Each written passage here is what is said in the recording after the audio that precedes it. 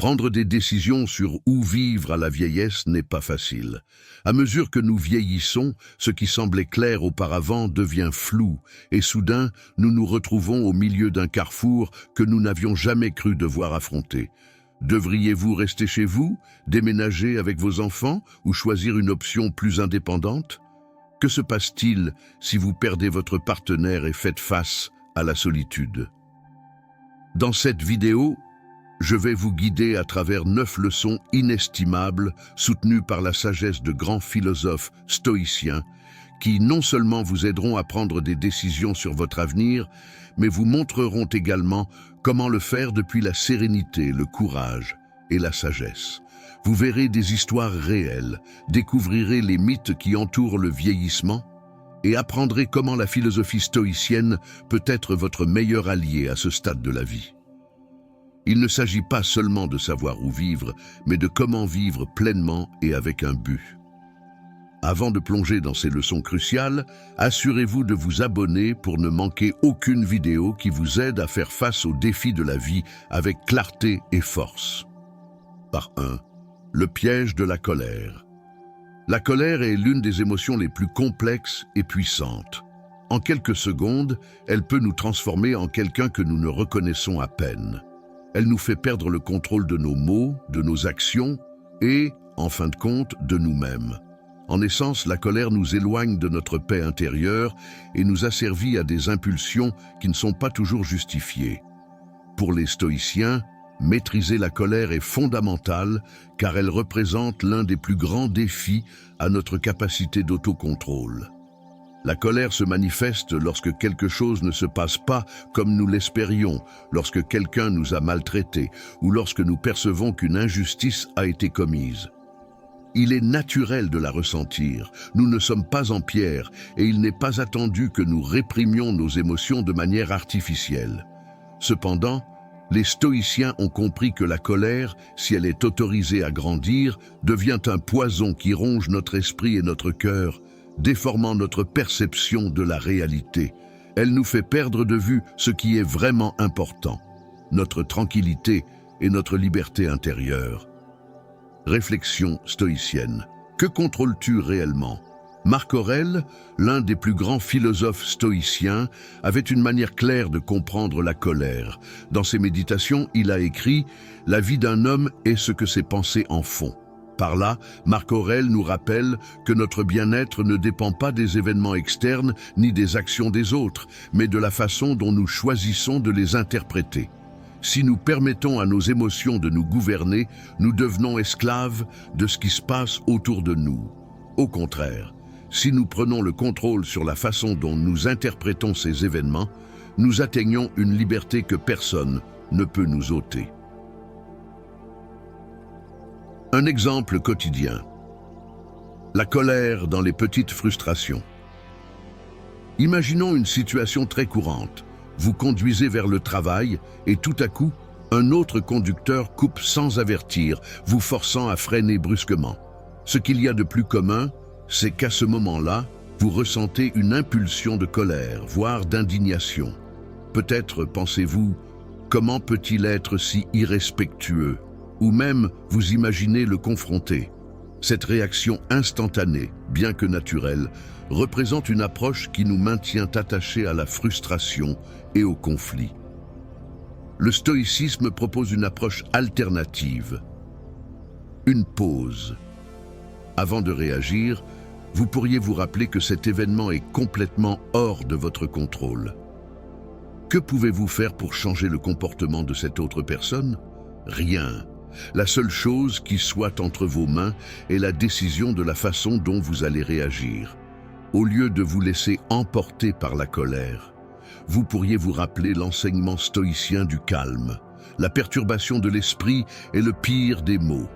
Ainsi, en vous concentrant sur ce que vous pouvez réellement contrôler, votre réponse émotionnelle, vous vous libérez d'un fardeau inutile. La réflexion de Sénèque. La colère est l'ennemi de la raison. Sénèque, le sage stoïcien qui a dédié l'une de ses plus grandes œuvres au thème de la colère, de Hira, a écrit que « La colère est la seule passion qui n'a pas de limite ». Pour Sénèque, la colère était comme un torrent qui, une fois qu'il commence, ne peut pas être facilement arrêté. C'est une émotion qui a tendance à grandir et chaque fois que nous lui laissons de l'espace, elle nous consomme un peu plus. La raison s'évanouit lorsque la colère prend le contrôle. Et ce qui reste est une réaction instinctive qui nous conduit souvent sur des chemins que nous n'aurions pas empruntés dans un état de calme. Pour éviter de tomber dans ce piège, Sénèque conseille de pratiquer l'art de la réflexion. Au lieu de réagir immédiatement, il suggère que nous prenions un moment pour examiner la cause de notre colère. Nous poser la question: pourquoi suis-je en colère? Qu'attendais-je de cette situation ou de cette personne qui n'a pas été satisfaite? Ce moment d'introspection nous permet de prendre du recul et d'évaluer si la réaction est justifiée ou si en réalité elle est une réponse disproportionnée. Exemple pratique: la colère dans l'attente. Pensez à une autre situation commune. Vous êtes dans une longue file d'attente, attendant de réaliser une démarche importante, et soudain, quelqu'un se glisse devant vous. La première réaction pourrait être de colère, un sentiment d'injustice et de manque de respect. Dans votre esprit, vous pourriez même sentir que c'est votre devoir de confronter cette personne, de lui dire quelque chose qui lui fasse comprendre son manque de courtoisie. Mais est-ce vraiment la meilleure option? Les stoïciens nous invitent à questionner la validité de nos émotions avant d'agir. Dans ce cas, vous pourriez vous arrêter et réfléchir. Que gagnais-je avec cette colère? Est-ce que confronter cette personne résoudra quelque chose ou me donnera la paix que je cherche? Probablement pas. En vous rappelant que vous ne pouvez pas contrôler le comportement des autres, mais seulement votre réaction, vous vous donnez l'opportunité de relâcher cette tension et de voir la situation sous un autre angle. Au lieu de vous remplir de rage, vous pourriez accepter la situation et préserver votre tranquillité. Peut-être que cette personne est pressée ou fait face à un problème. En ne réagissant pas, vous maintenez votre paix et pratiquez la compassion. Le pouvoir de la pause. Respirez avant de réagir. Le philosophe Épictète enseignait que les hommes sont perturbés non par les choses, mais par l'interprétation qu'ils en font. Lorsque vous sentez que la colère commence à surgir, un simple acte de respiration profonde peut vous aider à éviter qu'elle ne vous domine. La pratique de la pause, bien que semblant simple, est un outil puissant dans le stoïcisme. Prendre quelques secondes pour inhaler et exhaler avant de réagir permet à votre esprit rationnel de reprendre le contrôle. Cet acte conscient interrompt le cycle de la colère et vous donne l'opportunité de décider comment vous souhaitez répondre. Stratégie stoïcienne, le détachement des attentes. Dans ce sens, le détachement des attentes est une stratégie fondamentale dans le stoïcisme. Marc Aurèle a écrit: « C'est stupide de demander que les figues ne soient pas amères. C'est ce qui arrive avec les figues. » Par là, il nous rappelle qu'il est inutile d'attendre que la réalité s'ajuste à nos désirs.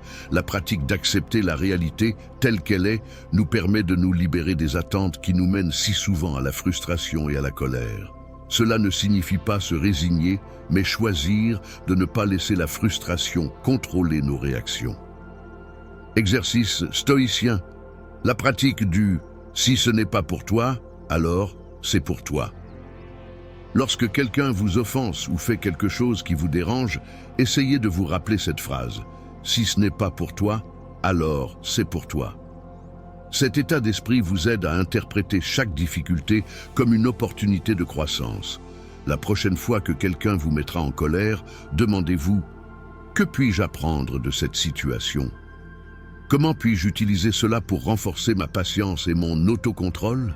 Cette perspective change complètement l'approche, vous donnant le pouvoir de transformer l'adversité en une opportunité d'amélioration personnelle. Réflexion finale du point.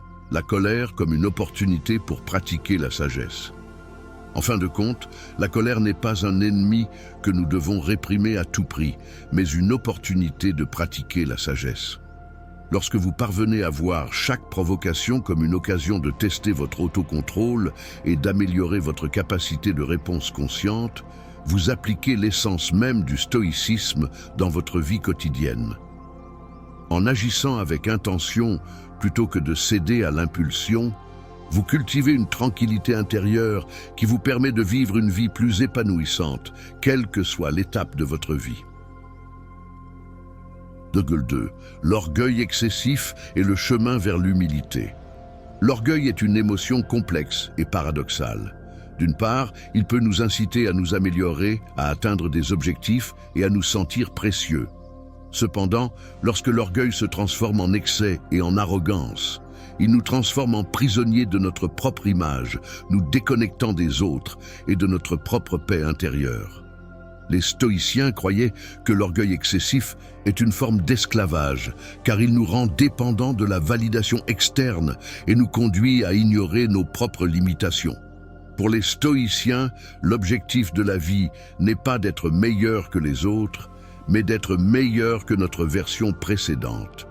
Cela signifie qu'au lieu de nous comparer et de chercher constamment l'approbation ou l'admiration des autres, nous devons nous efforcer d'atteindre l'excellence personnelle de manière silencieuse et avec humilité. Réflexion stoïque. La valeur de l'humilité. Épictète, l'un des philosophes stoïciens les plus respectés, enseignait que nous ne devrions pas nous vanter de ce qui ne nous appartient pas réellement. Par cette affirmation, il faisait référence au fait que de nombreux accomplissements, possessions et compétences dont nous sommes fiers peuvent être perdus ou changés à tout moment. Que se passe-t-il alors lorsque nous avons fondé notre identité sur quelque chose d'aussi éphémère?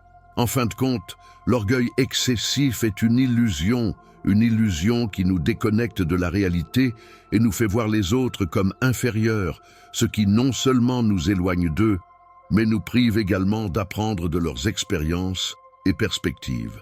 Exemple quotidien, l'orgueil au travail. Imaginons que vous êtes un professionnel accompli, avec une vaste expérience et respecté dans votre domaine. Vous avez travaillé dur pour atteindre vos succès et vous êtes fier de ce que vous avez accompli. Cependant, un jour, un collègue plus jeune et moins expérimenté reçoit une reconnaissance pour un projet. Vous sentez que vous auriez pu faire un meilleur travail et un sentiment d'injustice vous envahit. Vous pourriez même ressentir la tentation de prouver que vous êtes supérieur, de mettre en avant vos propres réussites ou de discréditer l'effort de votre collègue. Les stoïciens nous invitent à réfléchir dans ces moments d'orgueil blessé. Épictète nous dirait qu'au lieu de regarder ce que les autres reçoivent ou de nous comparer constamment, nous devrions nous concentrer sur ce que nous pouvons contrôler, notre propre comportement. Qu'avons-nous à gagner en nous laissant emporter par l'orgueil? Peut-être est-ce un bon moment pour pratiquer l'humilité et reconnaître qu'il y a toujours quelque chose à apprendre, même de ceux que nous considérons comme moins expérimentés. En le faisant, au lieu de devenir des rivaux, nous pouvons trouver des alliés et apprendre des forces des autres. L'exemple de Marc Aurèle, le pouvoir de l'autocritique.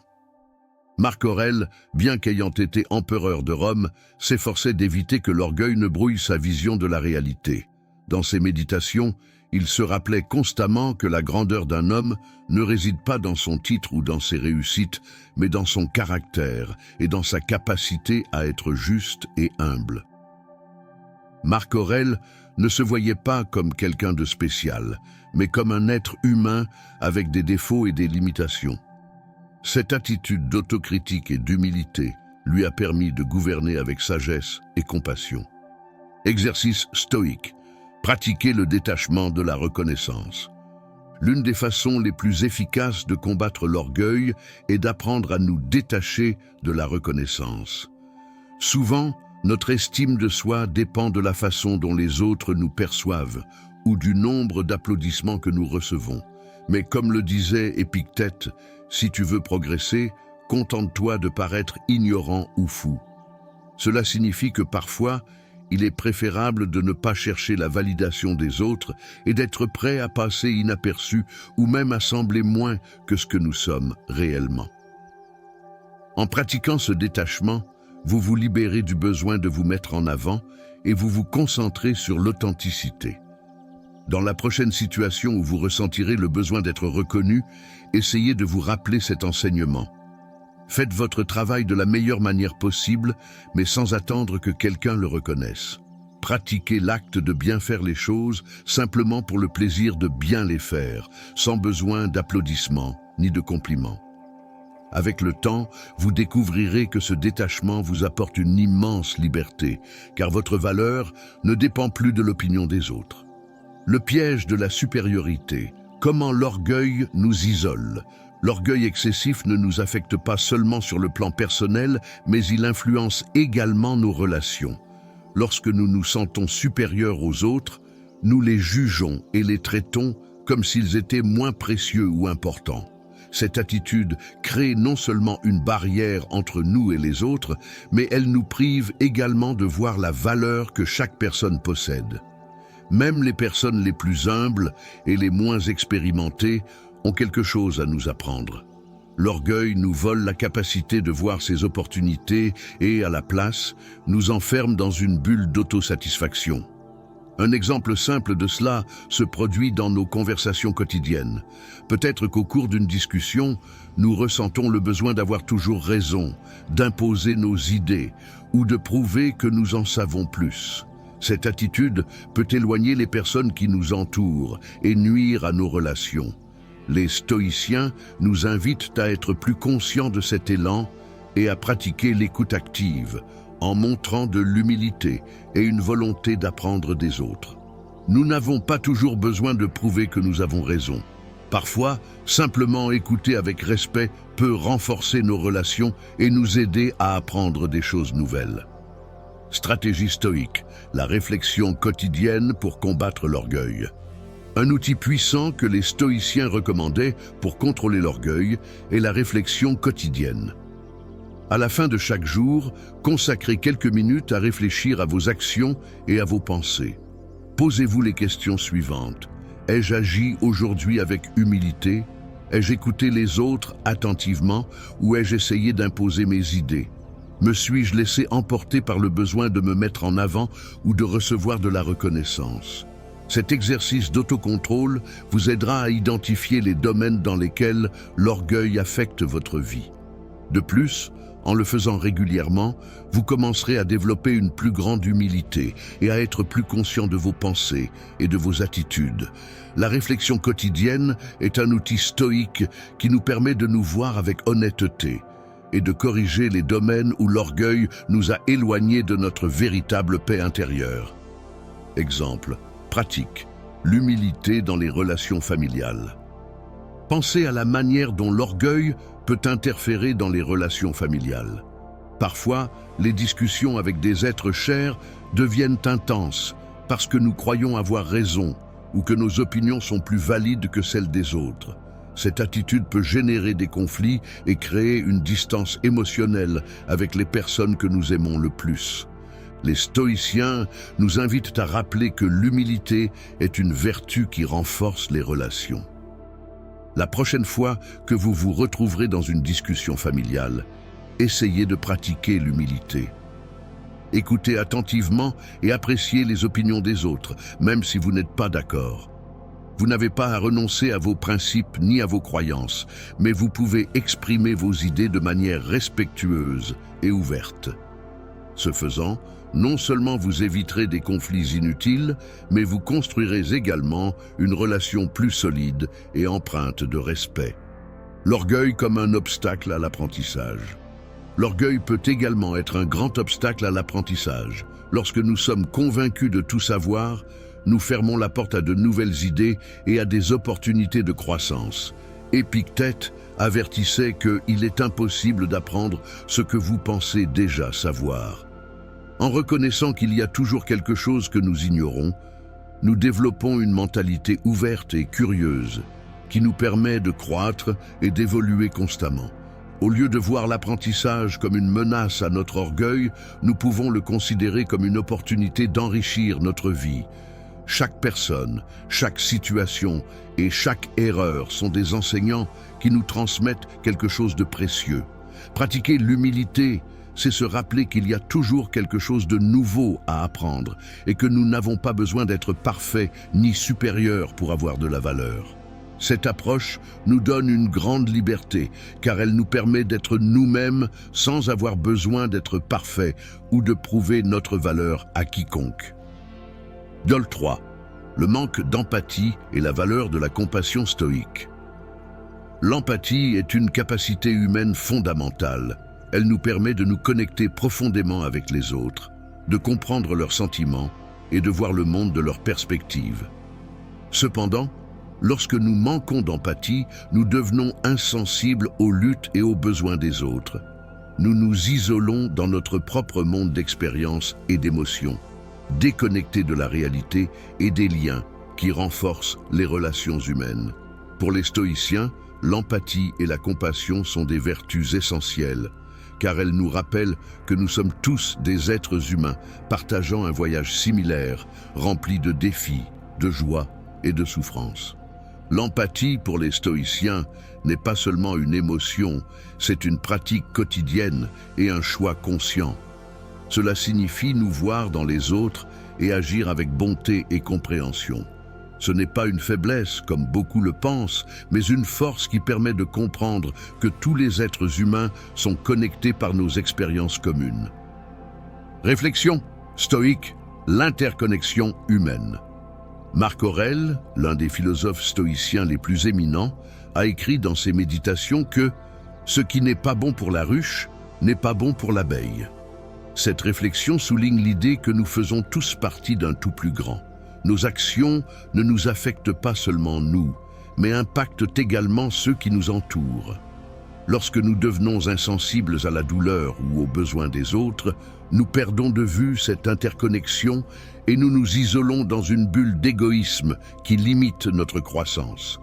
Pratiquer l'empathie d'un point de vue stoïque, c'est reconnaître que nous partageons tous la même nature humaine.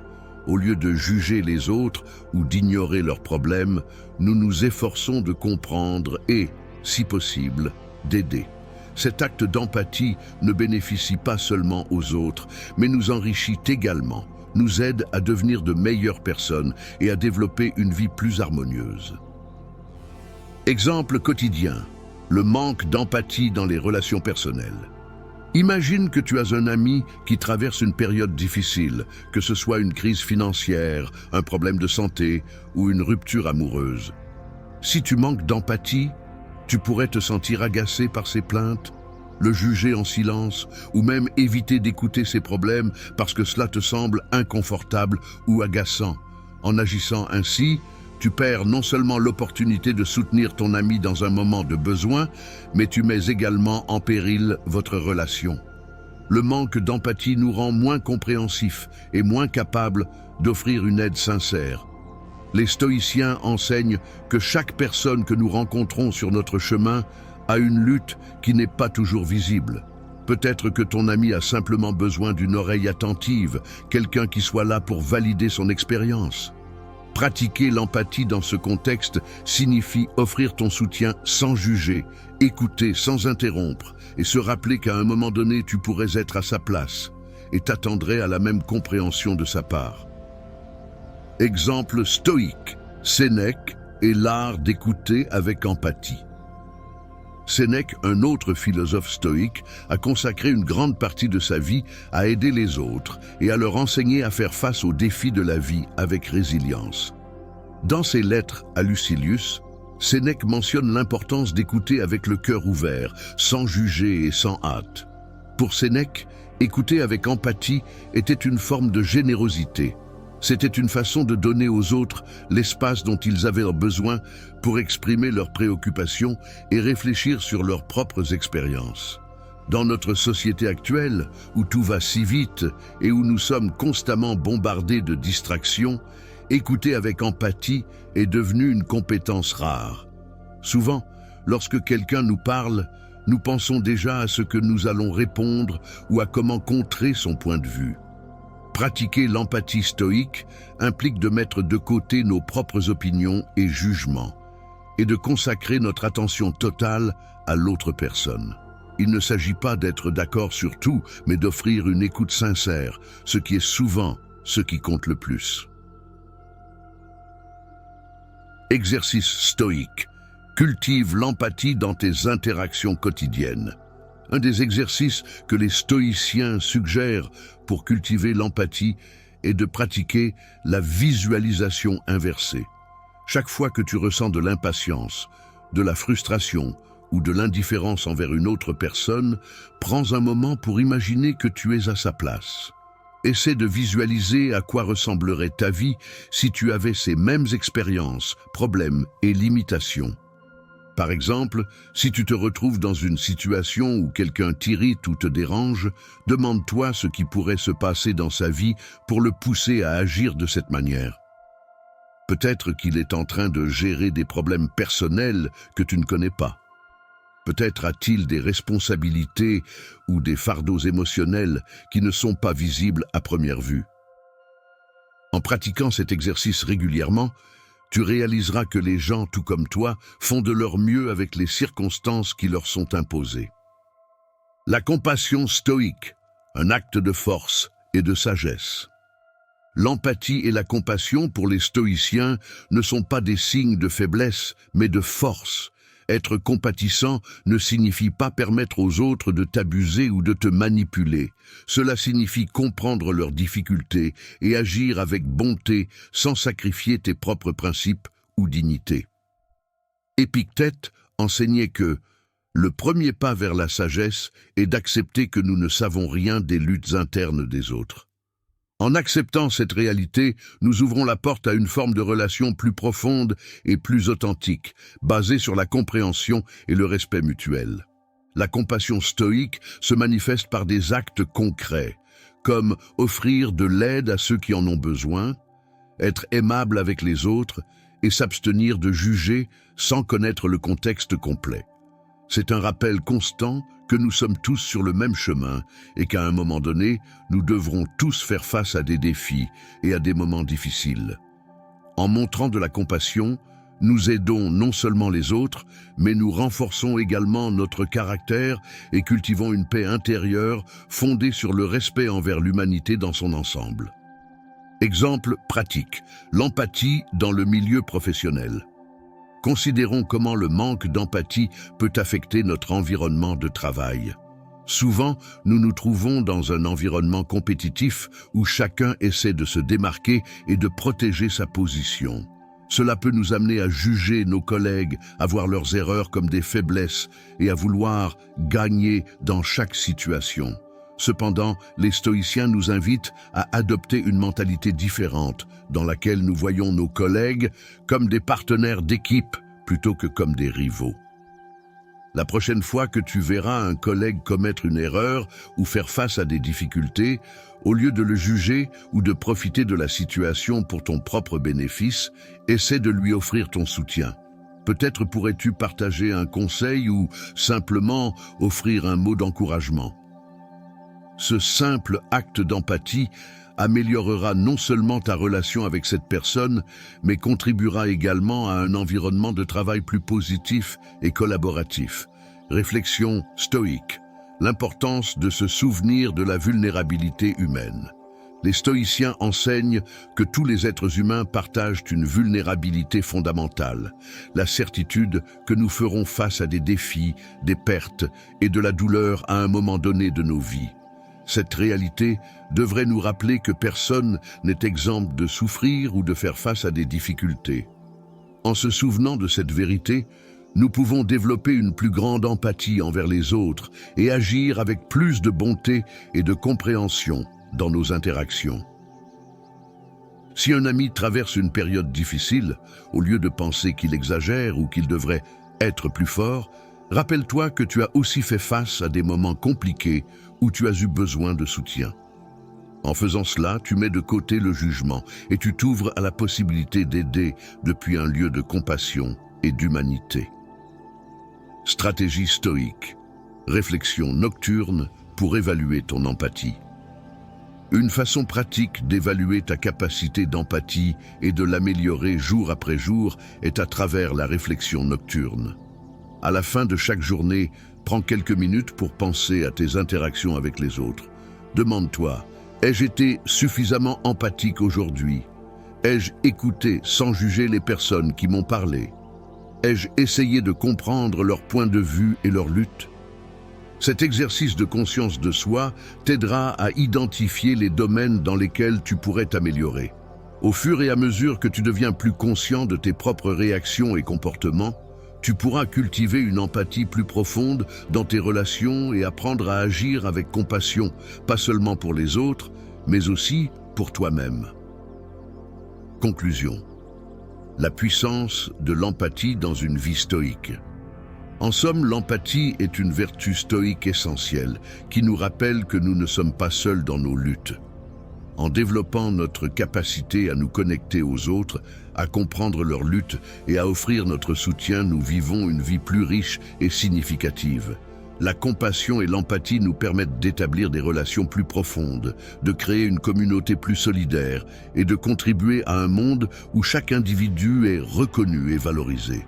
En cultivant l'empathie, nous ne contribuons pas seulement à notre propre bien-être, mais également à celui des autres, créant ainsi un cercle vertueux d'amour, de compréhension et de soutien dans notre vie quotidienne. 4. Le manque de respect et la dignité stoïque. Le respect est l'un des piliers fondamentaux de toute relation saine, que ce soit avec des amis, des membres de la famille, des collègues de travail ou notre partenaire. Sans respect, il est impossible de construire un lien authentique et durable. Au contraire, la relation devient une source constante de frustration, de conflits et, en fin de compte, de souffrance.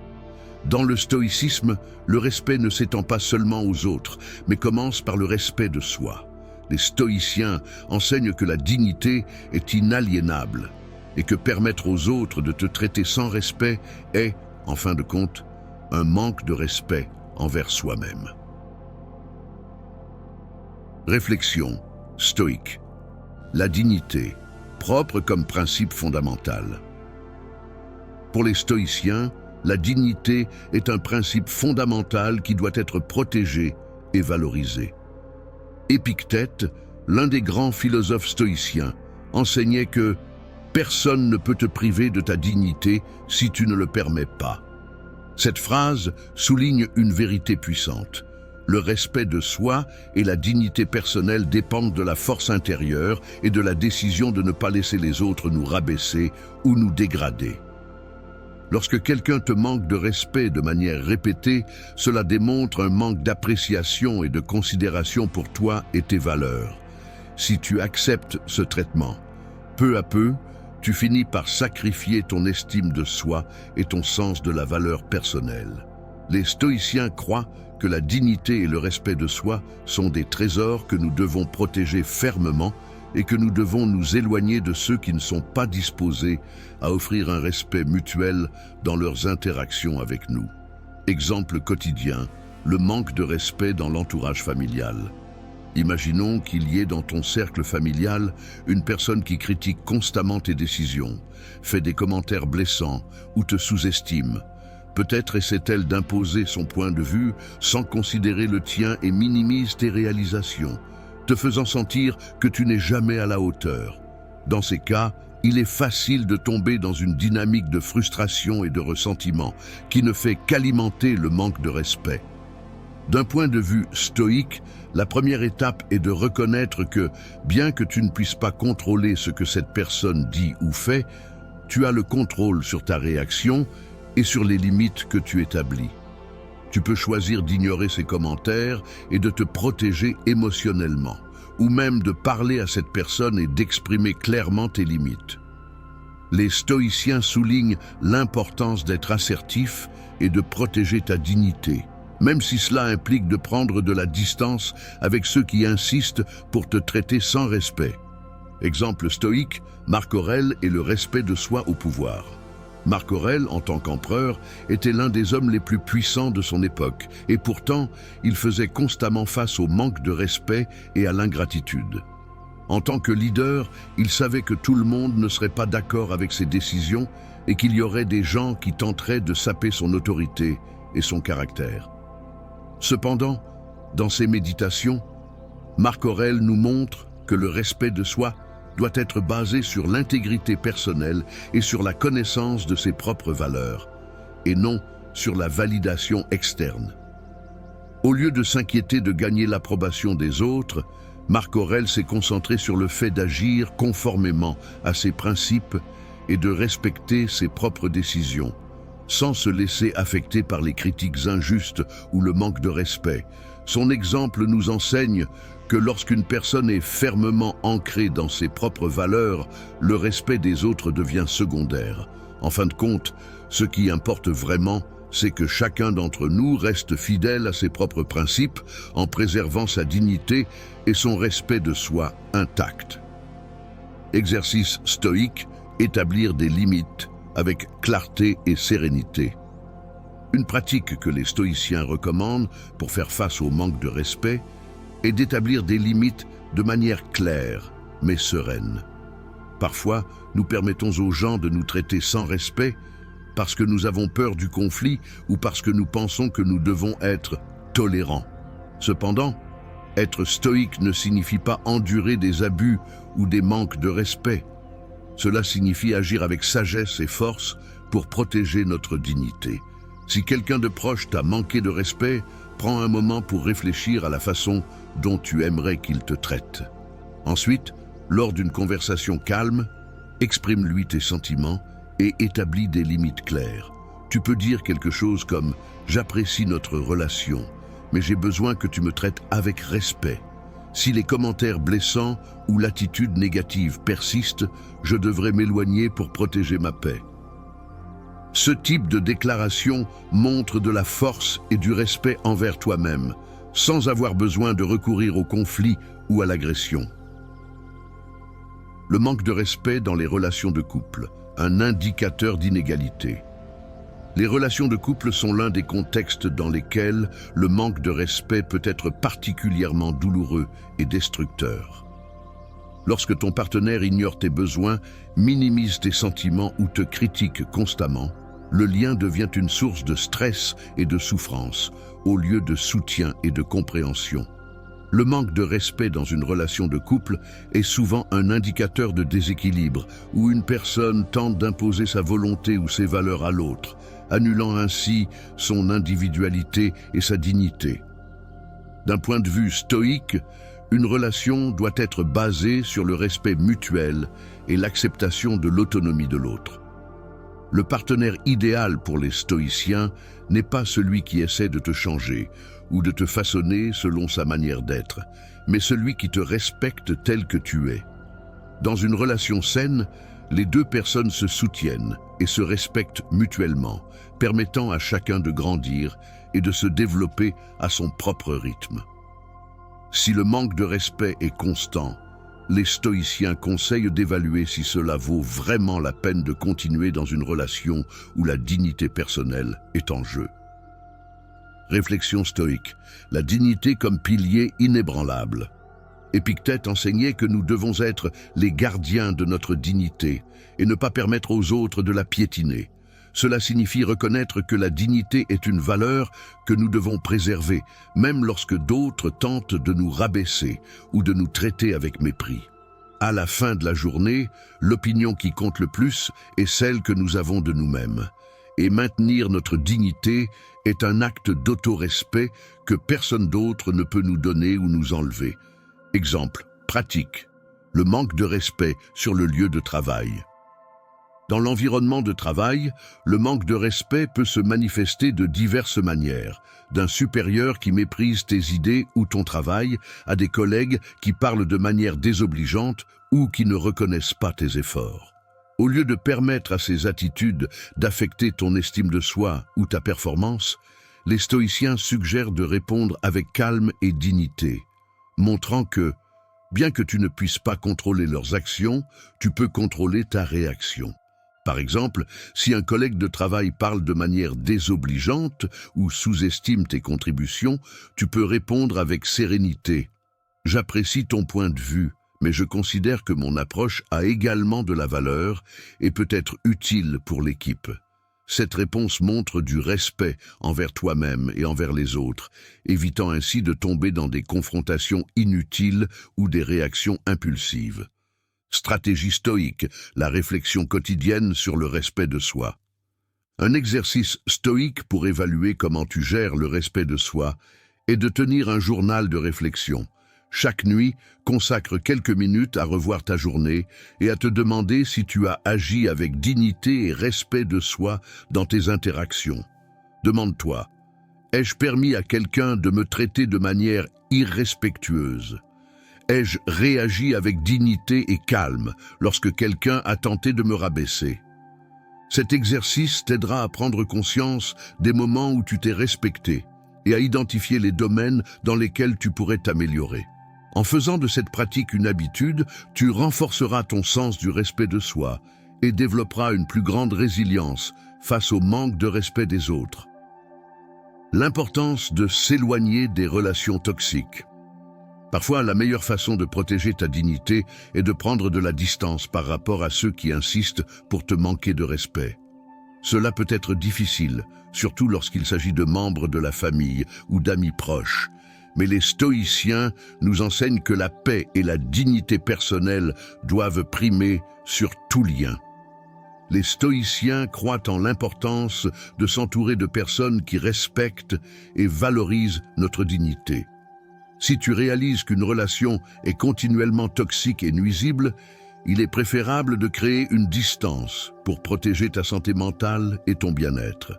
N'oublie pas que tu n'as pas à sacrifier ta dignité pour maintenir des liens avec ceux qui ne sont pas prêts à te traiter avec respect. Conclusion, la dignité comme guide de vie. En conclusion, le respect et la dignité sont des valeurs fondamentales qui doivent guider nos relations et nos interactions avec les autres. En tant que stoïciens, nous avons la responsabilité de protéger notre dignité et de ne pas permettre aux autres de la compromettre. Cela commence par le respect de soi et par l'établissement de limites claires, afin de favoriser des relations saines et équilibrées. Souviens-toi toujours que ta dignité est inaliénable et que tu as le pouvoir de choisir les personnes qui méritent de faire partie de ta vie. 5. Le secret stoïcien pour vieillir avec sagesse. Vieillir est une partie inévitable de la vie, mais la façon dont nous l'affrontons peut faire une grande différence dans notre expérience. La philosophie stoïcienne offre des outils précieux pour accepter et embrasser le vieillissement avec sagesse, nous permettant de vivre pleinement à chaque étape de notre vie. Accepter l'inévitabilité du changement. Le premier enseignement stoïcien que nous pouvons appliquer au vieillissement est l'acceptation.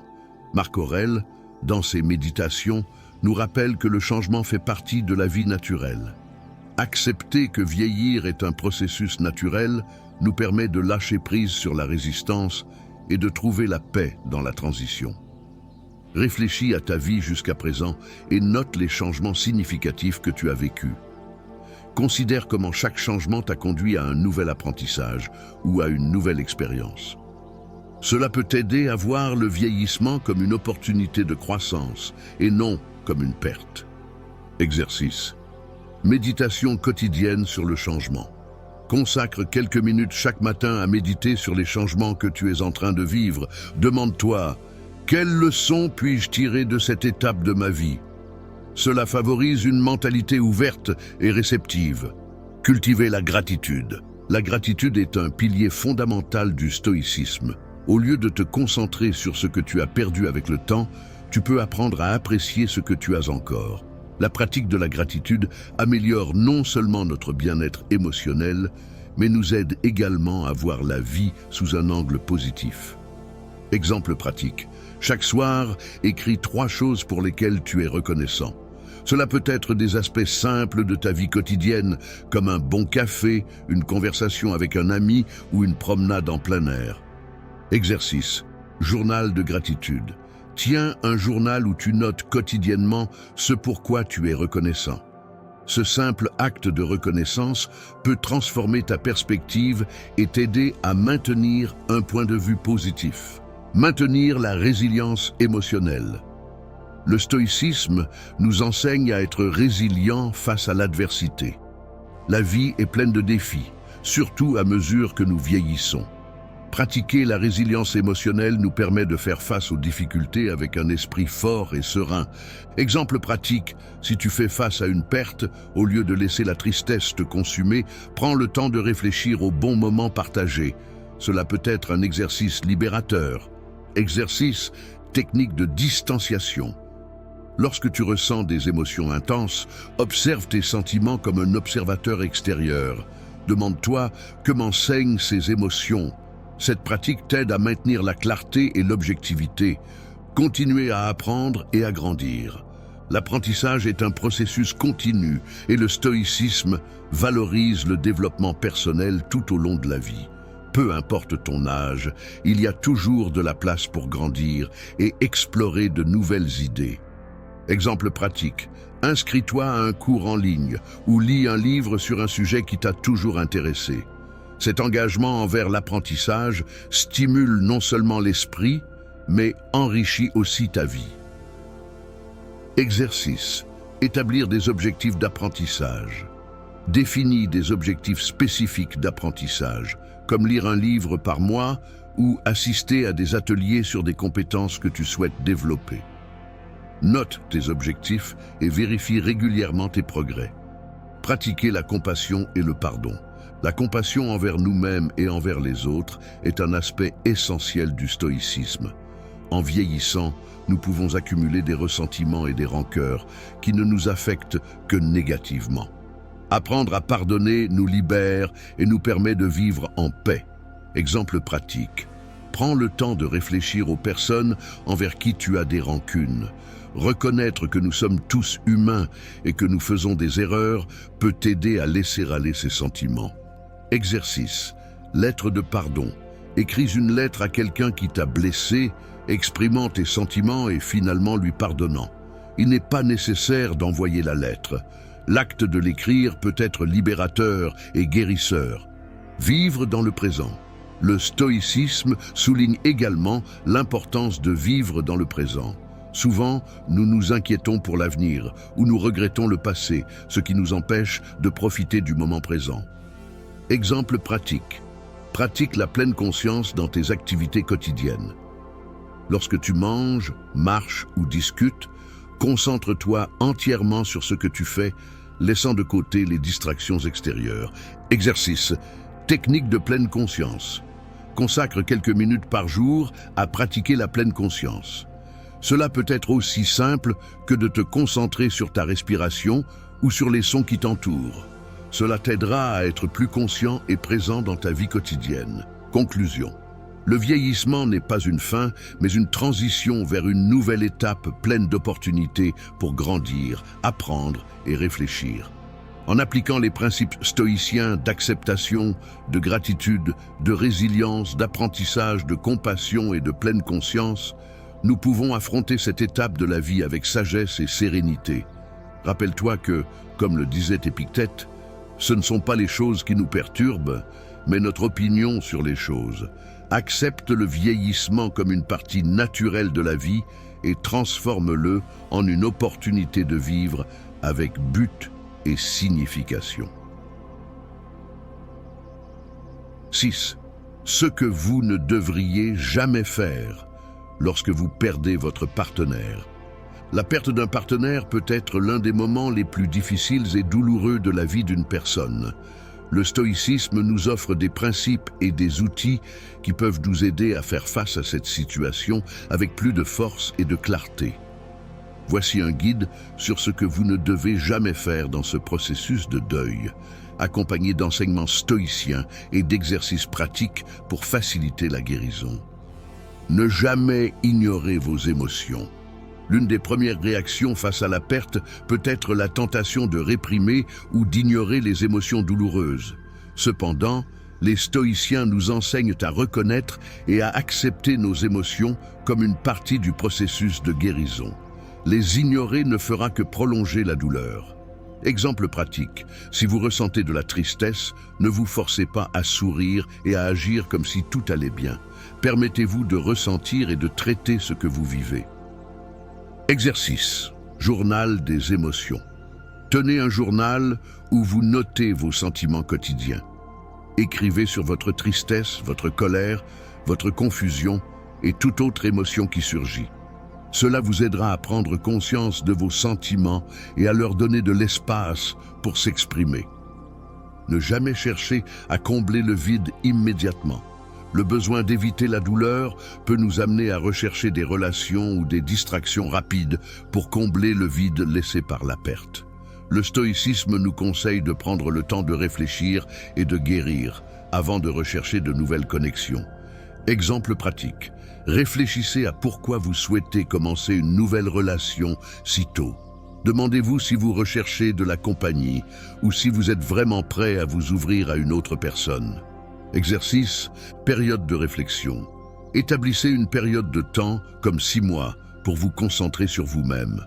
Pendant ce temps, priorisez votre guérison et votre développement personnel, en évitant de commencer de nouvelles relations amoureuses. Ne jamais comparer votre douleur à celle des autres. Il est courant de tomber dans le piège de comparer notre douleur à celle des autres. Chaque expérience de perte est unique et la douleur de chacun est valable. La philosophie stoïcienne nous rappelle que nous ne devons pas juger nos émotions, mais les accepter telles qu'elles sont. Exemple pratique, si quelqu'un vous dit que vous devriez aller bien parce que sa douleur était différente, rappelez-vous que chacun a son propre processus. Exercice. Exercice d'auto-affirmation. Chaque fois que vous vous retrouvez à comparer votre douleur à celle des autres, répétez pour vous-même « Ma douleur est valable et j'ai le droit de ressentir ce que je ressens ». Cela vous aidera à honorer votre processus sans jugement. Ne jamais se blâmer. Il est facile de tomber dans l'autocritique et de se blâmer pour la perte d'une relation. Le stoïcisme enseigne que de nombreuses choses échappent à notre contrôle. Réfléchissez à ce que vous pouviez réellement contrôler dans la relation et acceptez que certaines choses n'étaient tout simplement pas destinées à être. Exemple pratique. Si vous pensez « si j'avais fait cela, nous serions peut-être encore ensemble », rappelez-vous que la relation était une construction à deux. Exercice. Lettre de compassion envers soi-même. Écrivez une lettre à vous-même, exprimant de la compassion pour ce que vous ressentez et vous rappelant que vous n'êtes pas responsable de toutes les circonstances qui ont conduit à la perte. Conservez la lettre pour la lire en cas de doute. Ne jamais s'isoler complètement. La solitude peut être une réponse naturelle à la perte, mais le stoïcisme nous enseigne la valeur de la communauté et du soutien mutuel. S'isoler peut intensifier votre douleur et rendre le processus de guérison plus difficile. Exemple pratique. Cherchez des amis ou des membres de la famille avec qui vous pouvez parler ouvertement de ce que vous ressentez plutôt que de vous enfermer en vous-même. Exercice. Plan de connexion. Établissez un plan hebdomadaire pour vous connecter avec au moins une personne significative dans votre vie. Que ce soit un appel téléphonique, une rencontre ou un café, le soutien social est crucial en période de deuil. Ne jamais s'accrocher à ce qui était. Il est naturel de ressentir de la nostalgie pour les moments heureux partagés, mais s'accrocher à ce qui était peut entraver votre processus de guérison. Le stoïcisme encourage le détachement et l'acceptation de la réalité telle qu'elle est. Exemple pratique, lorsque vous vous surprenez à vous souvenir constamment des bons moments, essayez de rediriger votre attention vers ce que vous avez appris de la relation. Exercice. Réflexion sur les apprentissages. Écrivez une liste des leçons apprises de la relation. Cela peut inclure des aspects positifs et négatifs, et cela vous aidera à transformer votre perspective vers l'avenir. Liste d'expériences. Faites une liste d'activités ou d'événements que vous aimeriez essayer à l'avenir. Choisissez-en un à réaliser dans le mois à venir, même si c'est quelque chose de petit. Sortir de votre zone de confort peut être revitalisant. Conclusion. La perte d'un partenaire est un processus difficile, mais elle peut aussi être une opportunité pour la croissance personnelle et la réflexion. En appliquant les principes stoïciens, nous pouvons éviter les erreurs courantes qui perpétuent souvent la douleur et nous empêchent d'avancer. Rappelez-vous que la vie est pleine de défis et comme l'a dit Épictète, ce qui nous dérange, ce n'est pas ce qui se passe, mais notre opinion sur ce qui se passe. Acceptez votre processus, laissez les émotions s'écouler et laissez le temps au temps. La sagesse et la paix intérieure sont possibles, même dans les moments les plus sombres. 8. Se remarier? Réfléchissez à 2 fois avant de franchir le pas. La décision de se remarier après une perte ou une séparation est un sujet qui mérite une profonde réflexion. Bien que le désir de retrouver la compagnie et l'amour soit naturel, il est essentiel de prendre en compte les leçons apprises du passé et comment elles influencent vos attentes et décisions futures. Nous allons explorer ci-dessous des aspects à considérer, soutenus par des enseignements stoïciens et des exercices pratiques pour guider votre réflexion. Réfléchissez à vos motivations. Avant de prendre la décision de se remarier, il est fondamental d'examiner pourquoi vous souhaitez le faire. Demandez-vous si vous cherchez de l'amour ou simplement de la compagnie. Les stoïciens nous enseignent que nos motivations peuvent obscurcir notre jugement si nous n'en sommes pas conscients. Exemple pratique, si votre désir de vous remarier provient de la solitude, envisagez d'autres moyens de vous connecter avec des amis et des membres de votre famille avant de rechercher une nouvelle relation romantique. Exercice. Liste de motivation. Écrivez une liste des raisons pour lesquelles vous souhaitez vous remarier. Ensuite, réfléchissez à chacune d'elles et demandez-vous si elles proviennent d'un besoin ou d'un désir authentique. Apprenez de vos relations passées. Chaque relation antérieure offre des leçons précieuses. Le stoïcisme promeut la réflexion et l'apprentissage de nos expériences. Avant de vous engager à nouveau, prenez le temps de considérer ce qui a fonctionné et ce qui n'a pas fonctionné dans vos relations passées. Exemple pratique, faites une liste des caractéristiques que vous valorisiez chez votre ancien partenaire et de celles qui ont contribué à la rupture. Cela vous aidera à identifier des schémas et à prendre des décisions plus éclairées. Exercice. Exercice d'évaluation. Prenez le temps d'écrire sur votre relation précédente. Réfléchissez aux dynamiques qui existaient, aux conflits récurrents et à la manière dont vous avez géré les défis. Cette introspection peut vous guider vers des choix plus sains à l'avenir. Ne créez pas une image idéalisée du mariage. Il est courant d'idéaliser l'idée du mariage, surtout après une séparation. La philosophie stoïcienne nous rappelle que la réalité est rarement aussi parfaite que nous l'imaginons. Il est essentiel d'avoir des attentes réalistes quant à ce que signifie se remarier. Exemple pratique, au lieu de penser qu'une nouvelle relation résoudra tous vos problèmes émotionnels, envisagez les défis qui peuvent surgir et comment vous êtes prêt à les aborder. Exercice. Visualisation de la réalité. Imaginez une journée typique de votre vie après votre remariage. Réfléchissez aux défis possibles et à la manière dont vous les affronteriez. Cela vous aidera à voir le mariage comme une relation qui nécessite du travail et des efforts. Évaluez votre croissance personnelle. Avant de vous engager dans une nouvelle union, réfléchissez à combien vous avez grandi et changé depuis votre dernière relation. Le stoïcisme souligne l'importance de la croissance personnelle et de l'autosuffisance. Assurez-vous d'être dans un endroit émotionnellement sain pour entamer une nouvelle relation. Exemple pratique, pensez aux compétences et aux leçons que vous avez acquises depuis votre séparation. Demandez-vous si vous vous sentez complet en tant qu'individu ou si vous espérez que votre partenaire complète ce qui vous manque. Exercice. Réflexion sur la croissance. Écrivez sur les domaines dans lesquels vous avez grandi et les compétences que vous avez développées depuis votre dernière relation. Considérez comment ces forces peuvent influencer positivement une nouvelle relation.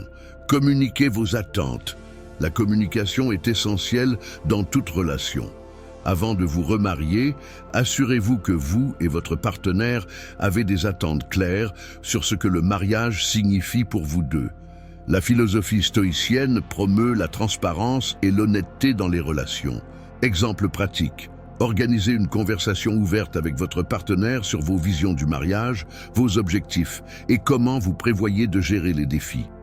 Exercice, plan de communication.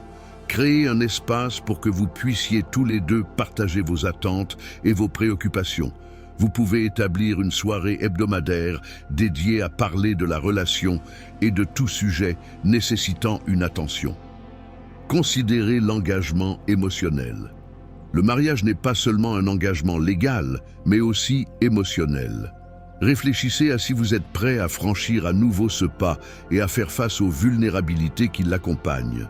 Les stoïciens nous enseignent à affronter nos peurs et à les accepter.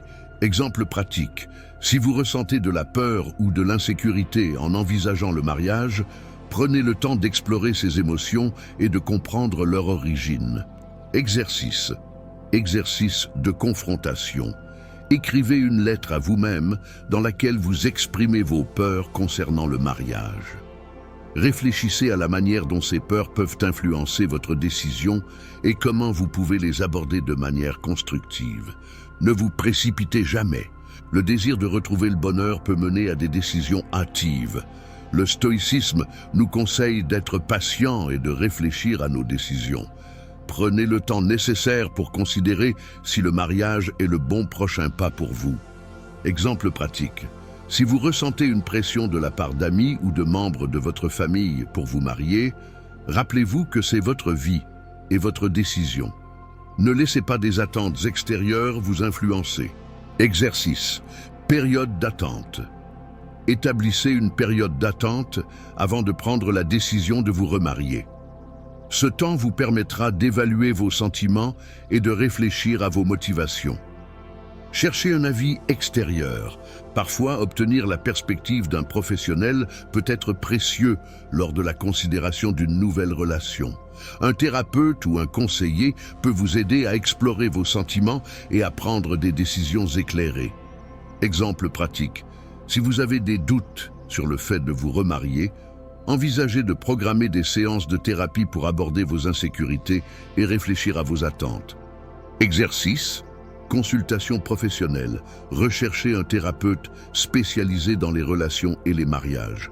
Les séances peuvent vous offrir des outils et des stratégies pour prendre des décisions saines et réfléchies. Conclusion. Décider de se remarier est un choix profondément personnel qui nécessite une réflexion soigneuse et consciente. En appliquant les principes du stoïcisme, vous pouvez aborder cette décision avec plus de clarté et de sagesse. Rappelez-vous que, comme Épictète nous le rappelle, ce ne sont pas les choses qui nous perturbent, mais nos opinions sur les choses. En ayant une compréhension claire de vos motivations, attentes et expériences passées, vous pouvez prendre des décisions plus alignées avec votre bien-être et votre bonheur futur. Prenez le temps nécessaire pour réfléchir, apprendre et, surtout, honorer votre propre parcours. À mesure que nous arrivons à la fin de cette vidéo, je veux te laisser avec un rappel important. La vieillesse n'est pas la fin, mais le début d'un nouveau chapitre de ta vie. Chaque décision que tu prends, depuis où vivre jusqu'à comment prendre soin de ta santé et gérer tes finances, est une opportunité de créer une vie pleine de paix, de satisfaction et surtout de sens. Il est facile de se laisser emporter par les stéréotypes qui nous disent qu'à un certain âge, tout devient plus difficile. Mais ce que nous avons vu ici, c'est que tu peux prendre le contrôle de cette étape et la transformer en un moment de croissance, de connexion et de joie. Chaque jour est une nouvelle opportunité de profiter, de vivre selon tes valeurs et de continuer à apprendre. Si tu as apprécié cette vidéo, je t'invite à partager dans les commentaires un conseil ou une leçon que la vie t'a apprise. Ton expérience peut être exactement ce dont une autre personne a besoin d'entendre aujourd'hui. Ensemble, nous pouvons continuer à construire une communauté dans laquelle nous nous inspirons mutuellement et nous aidons à améliorer nos vies. N'oublie pas de t'abonner à la chaîne pour ne pas manquer d'autres contenus qui t'aideront à naviguer à travers les défis de la vie avec sagesse et force. Mets un pouce en l'air et partage cette vidéo avec tes proches. Ton soutien est ce qui nous permet de continuer à grandir en tant que communauté. À la prochaine vidéo. Prends soin de toi et à bientôt.